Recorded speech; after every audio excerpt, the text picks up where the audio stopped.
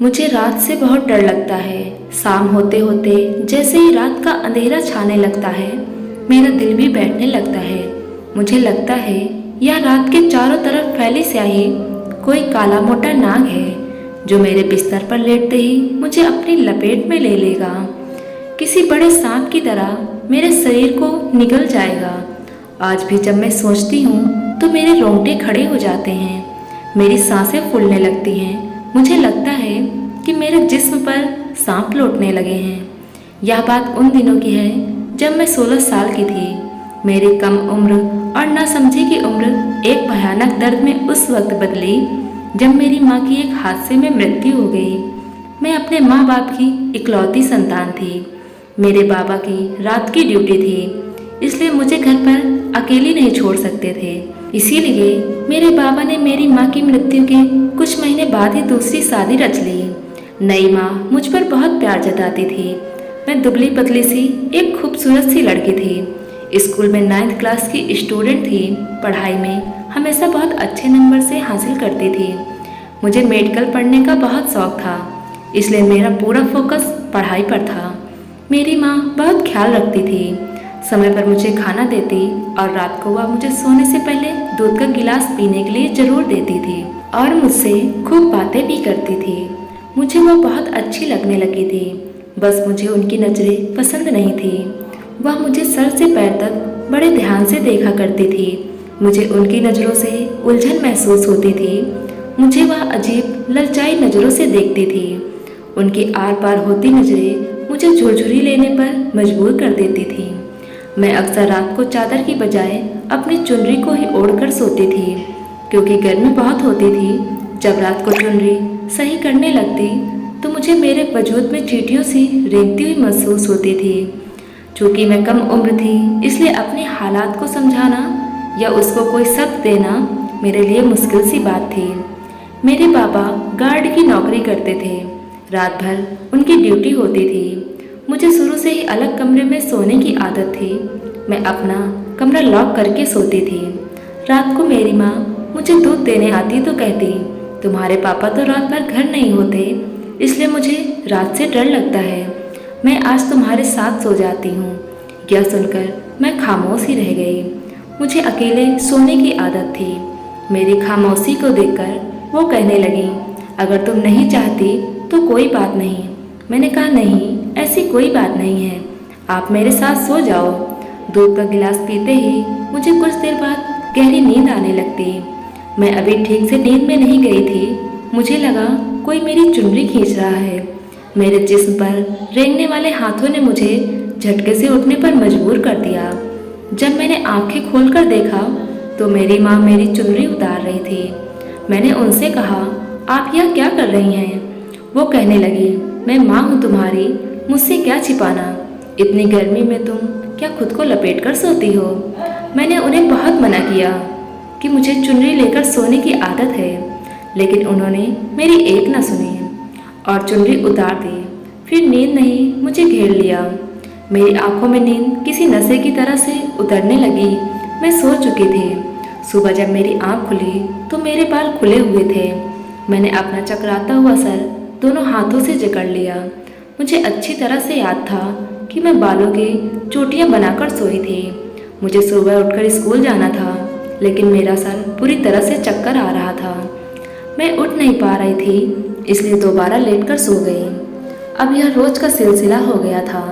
रात को दूध पीते ही मुझे गहरी नींद आने लगती। मैं अपनी पढ़ाई पर तवज्जो नहीं दे पा रही थी। क्लास के बीच में मेरा दिमाग सुन्न रहने लगा था। मेरा दुबला पतला जिस्म अब बहुत तेजी से बढ़ने लगा था। मेरी भूख भी बढ़ गई थी। सुबह उठते ही मुझे अपने अंदर बहुत कमजोरी सी महसूस होती थी, इसीलिए मैं एक की जगह 2 पराठे खाने लगी थी। मेरी आंखें नींद की वजह से बुझी बुझी सी रहने लगी थी। मेरा दिमाग हवा में उड़ता हुआ महसूस होने लगा था। अब मुझे रात को चुनरी की भी ज़रूरत नहीं होती थी। मेरे टीचर आए दिन मुझे डांटने लगी थी, क्योंकि मेरे टेस्ट मुझे याद नहीं होते थे। मेरी हालत ऐसी हो चुकी थी कि जिस रात आधा घंटा भी दूध मिलने में देरी हो जाती तो मेरा दिल बेचैन सा होने लगता था। मुझे दूध पीने की इच्छा होने लगती थी। ऐसा लगता था अगर मुझे दूध का गिलास नहीं मिला तो न जाने मुझे क्या हो जाएगा।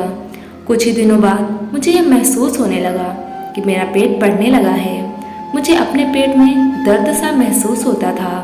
मैंने अपने माँ को इस बारे में बताया तो उन्होंने मेरे पेट की तरफ देखा और कहने लगी कि ऐसी कोई बात नहीं है। फिर उन्होंने मुझे एक दवा दी और कहा, खा लो, तुम ठीक हो जाओगी। रात को मैंने वह दवा खा ली और सो गई। इस रात को मैंने दूध नहीं पिया था और अजीब बात यह थी, मुझे दूध की इच्छा भी नहीं हुई थी। मुझे रात भर अपने पेट में गिरस ही पड़ती हुई महसूस हुई, लेकिन सुबह मेरे पेट का दर्द बिल्कुल ठीक हो चुका था। लेकिन एक बार की कहानी नहीं थी। यह कुछ दिन गुजरने के बाद मेरा पेट फिर से फूलने लगता था और दर्द भी होने लगता था। मेरी माँ मुझे मेडिसिन देती और सुबह तक मैं ठीक हो जाती। और अब मैंने दूध पीना छोड़ दिया था। मेरी नींद पहले से बेहतर हो गई थी। मैं अब हर वक्त निढाल सी रहती थी। मेरा वजन भी पहले से बढ़ रहा था। मेरे बाबा ने मुझे देखा तो मुझे डांटने लगे कि मैं लापरवाह हो गई हूँ। मुझे न अपनी सेहत का ख्याल है और न पढ़ाई पर ध्यान है। मैं बाबा की डांट पर रोने लगी तो माँ मुझे प्यार करने लगी और बाबा से कहने लगी, तुम क्या बच्चे को डांटते ही रहते हो। मेरे बाबा मेरी माँ को घूरने लगे और कहने लगे, वह मुझे बिगाड़ रही हैं। मुझे भी मेरी माँ से कोई शिकायत नहीं थी, लेकिन बस उनकी नज़रों में मुझे घिन आती थी। जब वह मुझे सर से पाँव तक देखती, मेरे शरीर में करंट की लहर सी दौड़ने लगती। मैं उनसे कतराने लगी थी। वह मुझे प्यार से गले लगाने लगती तो मुझे शर्म सी महसूस होती, जैसे वह औरत के बजाय कोई मर्द हो। अब मैं गुमसुम सी रहने लगी थी और अपने दोस्तों से भी बातचीत छोड़ दी थी। अब तो अपने पापा के पास भी बैठने से डरने लगी थी। मेरी दोस्त बातों के बीच मेरे गालों में हाथ डाल देती तो मैं करंट की तरह उन्हें खुद से दूर करने लगती, जैसे वह लड़कियां ना हो कोई लड़के हों और मुझे अपने साथ लगाए दबोच लेगा। मैं अब तन्हाई को पसंद करने लगी थी। मुझे रात से डर लगने लगा था। जैसे ही मेरे बाबा शाम को ड्यूटी पर जाते तो मेरा दिल डूबने लगता।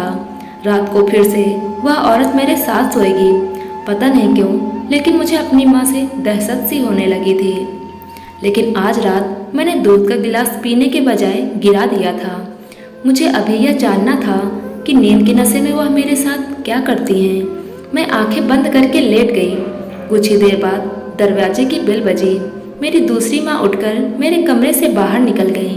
फिर मुझे बाहर से किसी मर्द की बातों की आवाज़ आने लगी। मेरे बाबा तो रात भर घर पर नहीं होते थे। फिर यह आवाज़ किसकी थी? आवाज़ सुनकर मैं बेड से उठकर खड़ी हो गई। धीरे से मैं कमरे की खिड़की के पास आई जो लॉन की तरफ खुलती थी। मैंने खिड़की जरा सी खोली तो मेरी माँ के साथ एक जानदार और बेहुदे से नैन नक्श वाला एक मर्द खड़ा था जिसका रंग सांवला था। मुझे इस आदमी को देखकर डर सा लगने लगा था। मेरी दूसरी माँ उसे अपने कमरे में ले गई और दिल थामकर अपने बेड पर बैठ गई। मैंने सोचा जैसे ही मेरे पापा घर आएंगे मैं उन्हें सारी सच्चाई बता दूंगी। अभी मैं इसी उलझन का शिकार थी जब मेरे कमरे का दरवाज़ा खुला। मैंने सामने दूसरी माँ के साथ वही आदमी भी मौजूद था। उन्हें अपने सामने देखकर मेरा दिल धड़कना भूल गया था। दूसरे दिन मुझ में इतनी हिम्मत नहीं थी कि मैं उठकर बैठ भी जाती। मेरी जुबान जैसे चिपक गई थी। मेरे आंसू निकल निकल कर तकिया भिगो रहे थे। मुझे डराया जा रहा था, धमकाया जा रहा था। मैं चाहकर भी अपने बाबा को सच नहीं बता सकती थी, लेकिन चुप रहने का मतलब भी मेरी मौत ही थी। मैं 2 दिन से बुखार में थी। मेरे बाबा ने मुझे डॉक्टर के पास चलने के लिए कहा, लेकिन मेरी माँ ने कहा वह फिक्र ना करे, मुझे डॉक्टर के पास वह खुद लेकर जाएंगी। यह सुनकर मेरी जान निकल गई और दिल की धड़कन तेजी से चलने लगी। वो मुझे घूर घूर कर देखती थी और मुझसे कहती थी, अगर तुमने अपने बाप को कुछ भी कहा तो उस आदमी को तुम्हारे कमरे में फिर से भेज दूंगी। फिर जो वह तुम्हारे साथ करेगा वह तुम जानती हो। यह सुनकर मेरी आत्मा तक कांप गई थी। मैंने चुप्पी साध ली थी। अब मैं बीमार रहने लगी थी। मेरा वजन कम होने लगा था। डर मेरे सर पर मंडराता रहता था। लेकिन जैसे ही मेरा चेहरा उतरने लगा, मेरी माँ मुझे फिर से वही दूध जबरदस्ती पिलाने लगी। इस दूध में कुछ ऐसी चीज़ थी जो मुझे होश में नहीं आने देती थी। फिर जो मुझसे कहा जाता मैं वही करती चली जाती थी। मेरी माँ मुझे 2 रोटियाँ देती और मैं खा लेती। 3 देती तब भी मैं खा लेती थी। मैं हर वक्त नींद में होती थी। मेरा दिमाग लकवाग्रस्त होने लगा था। दूध मेरी माँ मुझे डरा धमका कर पिला देती थी और फिर मैं जैसे अपने आप को भूल ही जाती थी। एक दिन वह मुझे डॉक्टर के पास ले गई। मैं बहुत डरी सहमी हुई थी। वह एक जेंट्स डॉक्टर था। मेरी माँ ने मुझे अकेले उसके रूम में भेज दिया।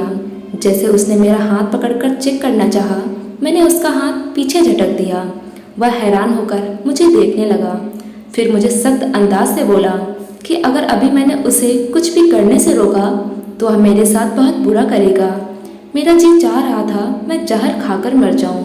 मेरी जिंदगी दिन ब दिन तकलीफ से बढ़ती जा रही थी। डॉक्टर के रूम से जब मैं बाहर निकली तो उस वक्त मेरी हालत एक मुर्दा जैसी थी। जिस बात का मुझे डर था मेरी रिपोर्ट वही आई थी। मेरी माँ की खुशी का कोई ठिकाना नहीं था। मैं फूट फूट कर रोने लगी थी। मेरे बाबा की नाक के नीचे यह सब कुछ हो रहा था और मैं चाहकर भी कुछ भी नहीं बोल सकती थी। मेरा पेट फिर से बढ़ने लगा था।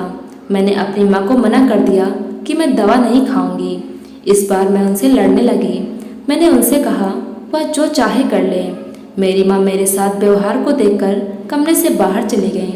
रात को मैं सो रही थी जब वो मर्द मेरे कमरे में दाखिल हुए।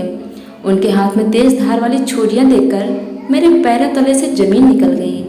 उन दोनों मर्दों ने दरवाज़ा बंद किया और मैं बेड पर सिमट कर बैठ गई। इस बार उनके साथ मेरी माँ मौजूद नहीं थी और वह तो हट्टे कट्टे मर्द मेरे सामने आकर बैठ गए। उनमें से एक मुझसे कहने लगा अगर मैंने कुछ भी अपने पापा से कहा तो वह मुझे छुरी से काट कर फेंक देगा। उसकी डरावनी लाल आंखें देखकर मैं रोने लगी।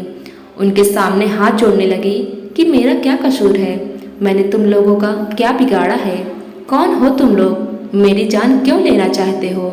वह दोनों हंसने लगे। फिर एकदम एक आदमी ने चेहरे पर गंभीरता डालकर कहा तेरे बाप को मारना भी हमारे लिए कोई मुश्किल काम नहीं है। तुम अब हमसे पीछा नहीं छुड़ा सकती हो, बेहतर है हमारी बात मान लो। मैं चुप से चुप रह गई। मैं सोच रही थी अब जो मेरे नसीब में है हो जाएगा। मैंने खुद को वक्त के हवाले कर दिया था।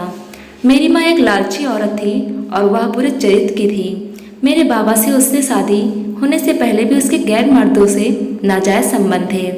शादी के बाद भी यह सिलसिला जारी था। मैं बुद्धिमान और पढ़ने में तेज थी, इसलिए मेरी माँ को मुझसे डर लगा रहता था कि कहीं उसकी असलियत का मुझे पता न चल जाए। इसलिए वह मुझे दूध में नशे की गोलियां डालकर पिलाने लगी। मुझे झूठे भ्रम में फंसाने के लिए उसने मेरे बाल खोल दिए ताकि मुझे लगे कि मेरे साथ कुछ नाजायज तरह का मामला हो रहा है। वह धीरे धीरे मेरे विचारों को नष्ट करना चाहती थी, इसलिए मुझे गलत नज़रों से देखती थी। असली मकसद तो उसका कुछ और ही था। मैं दुबली पतली थी और वह मेरा गुर्दा बेचना चाहती थी। इसके संबंध मर्दों के अलावा कुछ डॉक्टरों से भी थे। पहले भी वह ऐसे ही 1-2 लड़कियों के गुर्दे बेच चुकी थी, लेकिन मेरा वजन इस ऑपरेशन के लिए कम था तो वह मुझे दूध के नशे की गोलियों के साथ साथ ऐसी दवा भी देने लगी थी जिससे मेरी भूख बढ़ने लगी थी। मैं खाना ज़्यादा खाने लगी थी, मेरा जिस्म बढ़ने लगा था और वजन भी बढ़ गया था।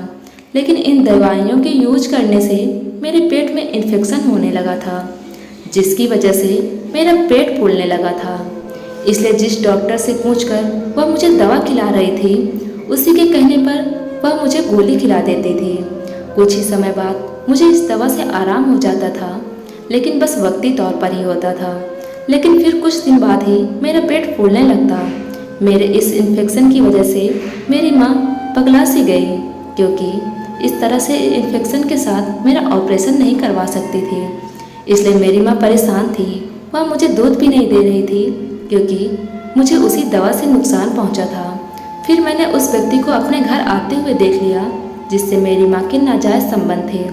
तो वह यही बात कर रहा था कि मेरे गुर्दे की कीमत उन्हें 20 लाख मिलेगी। यह बात सुनकर मेरी माँ बहुत खुश थी। वह समझ रही थी कि मैं नशे में सो चुकी हूँ, इसलिए वह मेरे कमरे में दाखिल हुई। लेकिन मुझे सामने देखकर पहले तो वह दोनों हैरान रह गए। बाद में वह मुझे प्रताड़ित करने लगे, मुझे धमकियाँ देने लगे। अगर मैंने सच बता दिया तो वह मेरे बाबा को मरवा देंगी। मैं भी इनकी बातों से डर गई थी। डर के मारे मैं बीमार हो गई। मैंने बहुत बार सोचा कि बाबा को यह बता दूं, लेकिन क्या पता मेरी बात का यकीन न करें। क्योंकि मेरे बाबा को मैं गलत लगती थी और वह औरत ठीक। लेकिन जब मेरी दूसरी माँ मुझे डॉक्टर के पास लेकर गई तो मेरे सारे टेस्ट करवाए, लेकिन मेरा इन्फेक्शन अभी खत्म नहीं हुआ था, इसलिए ऑपरेशन नामुमकिन था। और अब मेरी माँ मुझे दवा खिला रही थी। मेरा वजन फिर से गिरने लगा था। डॉक्टर ने कहा कि इसने दवा बदल दी है, मुझे दूध में डालकर दो ताकि इसका वजन कम ना हो जाए। लेकिन मैंने खाने से मना कर दिया।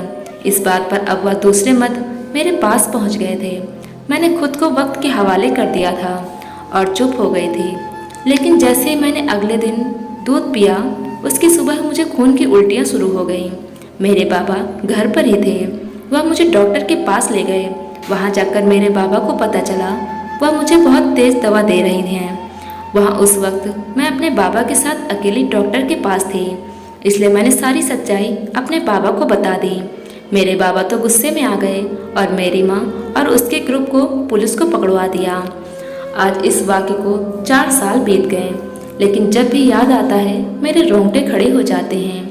मेरे बाबा ने मुझसे कहा, मैंने उनसे सच्चाई क्यों छिपाई और क्यों खामोश रही। मेरे बाबा ने दोबारा शादी नहीं की। इस औरत और उसके गिरोह को उनके किए पर उन्हें उम्र भर कैद की सज़ा सुना दी गई। मैं बैठकर पढ़ रही हूँ। अभी मैं क्लास की टॉपर स्टूडेंट में से हूँ।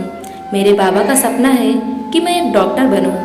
मेरी भी ख्वाहिश है और कोशिश भी, लेकिन मुझे जब भी वह किस्सा याद आता है तो मेरे रोंगटे खड़े हो जाते हैं। मेरा दिल बुरी तरह से कांपने लगता है। मुझे लगता है वही तो मर्द मेरे कमरे में आएंगे और छुरी चाकू से मुझ पर वार करेंगे। मैं अब छुप छुप कर रहने लगी हूँ। इस 1 साल में मुझे कई गुना बड़ा कर दिया है। सच ही कहते हैं, एक औरत ही घर को स्वर्ग बनाती है और एक औरत ही स्वर्ग जैसे घर को नर्क बनाती है। मेरे बाबा अब मेरा बहुत ख्याल रखते हैं। उन्होंने अपनी ड्यूटी भी बदलवा कर दिन की करवा ली है और रात में वो घर पर मौजूद होते हैं ताकि मुझे सुरक्षा का एहसास रहे। लेकिन मेरा डर अभी अपनी जगह पर कायम है। कुछ घटनाएं भूलने योग्य नहीं होती। हम चाहकर भी उनसे अपना पीछा नहीं छोड़ सकते। मेरे लिए भी यह किस्सा ऐसा ही था। आपको कहानी अच्छी लगी हो तो वीडियो को लाइक करें और चैनल को सब्सक्राइब करें। धन्यवाद।